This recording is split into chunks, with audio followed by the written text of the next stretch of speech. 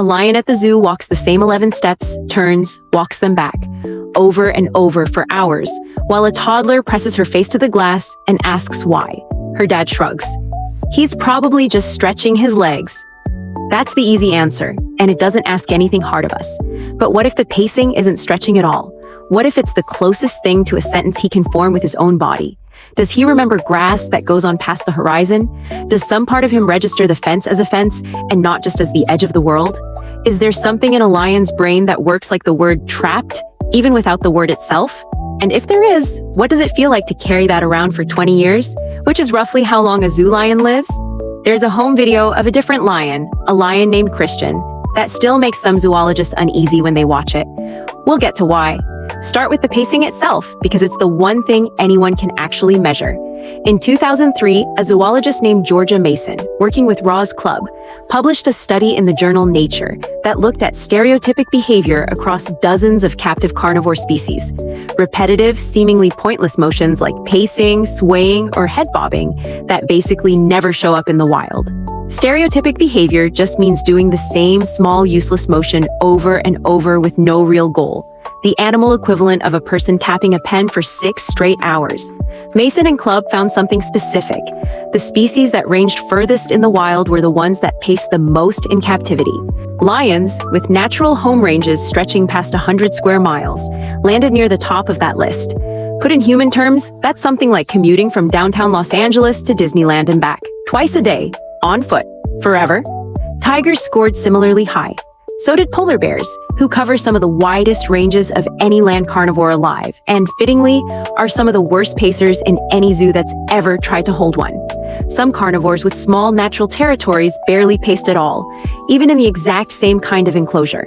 Leopards, whose home ranges tend to run far smaller than a lion's, came out noticeably calmer across the same data set. Same bars, different species, different result. Which suggests the pacing was never really about the cage's size. It's about the gap between the cage and whatever range the animal's own biology expects to fill. A gap that's different for every species walking the same width of concrete. Why would range size matter more than the size of the enclosure itself? Mason's explanation points to something called appetitive behavior, the searching, roaming, sniffing around part of an animal's normal day that comes before an actual reward, like a meal at the end of a hunt. In the wild, that searching phase can eat up most of a carnivore's waking hours. Take away the search and hand the animal a bowl of meat at 4 o'clock instead. And the underlying drive to search doesn't just switch off because the food showed up faster. It still fires. It just has nowhere honest to go, so it comes out sideways as a fence line walked back and forth a few hundred times before lunch. The correlation held up even after researchers controlled for enclosure size and zoo budget, which ruled out the more boring explanation that richer zoos just happen to keep calmer animals. One particularly well-known case, a polar bear named Gus at New York's Central Park Zoo in the 1990s, developed a pacing pattern severe enough that he'd swim the same figure-8 route through his pool for up to 12 hours a day. The zoo eventually brought in an animal behaviorist to treat him, and newspapers ran the story under headlines like "Bipolar Bear." It reads almost like a punchline until it lands that Gus wasn't choosing that loop for fun. Something about the shape of his enclosed world was producing it, over and over, on a track he couldn't seem to step off of by himself. So does that mean a lion knows, in some real cognitive sense, that he's missing 100 square miles of savanna? A second wave of researchers pushed back hard on that reading. They pointed to something psychologists had already worked out decades earlier, when Martin Seligman ran experiments on dogs in the 1960s and coined the term learned helplessness, a state where an animal stops trying to escape a bad situation, not because it's made peace with anything, but because repeated failure has simply worn the trying out of it.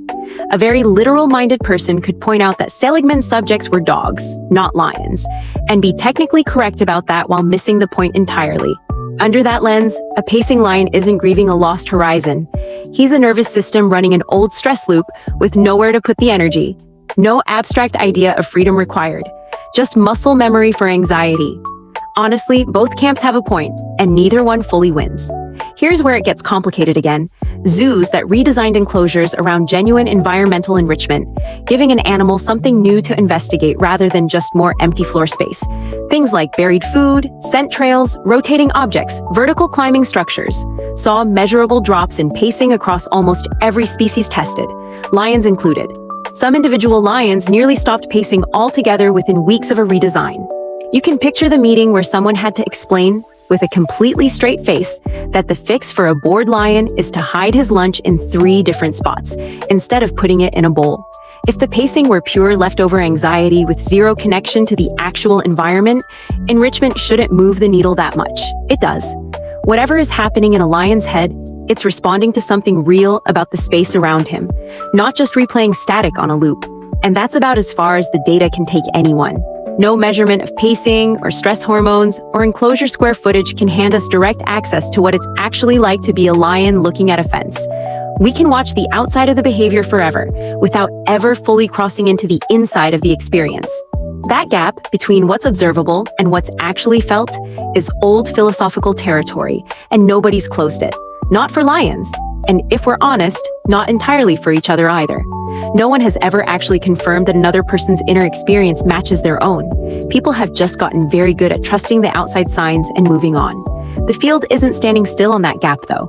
The 5 domains model, developed by the animal welfare scientist David Meller and now used by welfare bodies and major zoo associations worldwide, treats an animal's mental state as its own measurable category sitting right alongside physical health. Not a soft add-on, but a real 5th domain next to nutrition, environment, and physical condition. Zoos that build around that model aren't only asking whether a lion is physically healthy, they're asking what he might be feeling and designing enclosures around the answer. Which brings us back to Christian. In 1969, 2 young Australians, John Rendell and Ace Bork, bought a lion cub from Harrods department store in London. Yes, that really happened, and raised him in their flat until he grew too big for it. They eventually worked with the conservationist Joy Adamson to reintroduce him to the wild in Kenya. A year later, they came back to see if he'd remember them. The footage of that reunion, Christian sprinting full speed across the grass and throwing his whole body against the 2 men who raised him, standing on his hind legs to wrap his front paws around them like he'd never actually let go of the memory, has been watched by tens of millions of people since.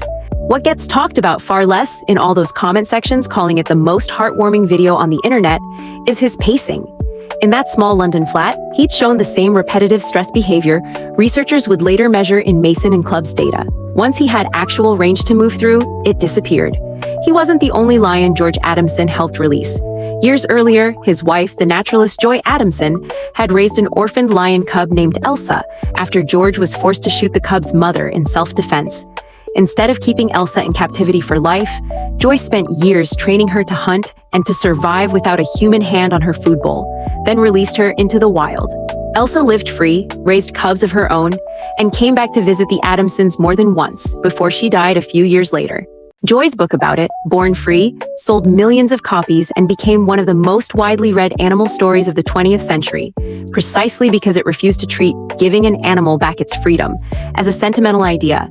It treated it as a real, difficult technical project with actual failed attempts and actual setbacks along the way, not a single tearful release scene at the end of a movie. Zoom out far enough and a pattern shows up.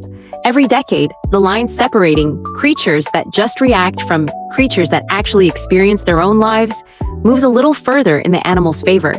50 years ago, the idea that a lion's pacing might reflect something like loss would have gotten you laughed out of a conference room.